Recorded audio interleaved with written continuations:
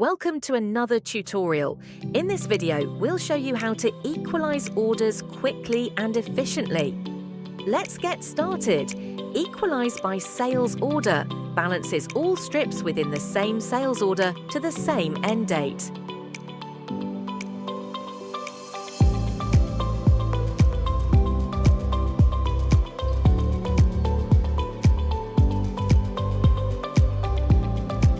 Equalize by sales order and line item balances strips based on both sales order and specific line items to the end date. Equalize Selected Items allows you to manually choose which strips to equalize to the preferred end date. That's it. Now you know how each option works. Like, share and subscribe for more tutorials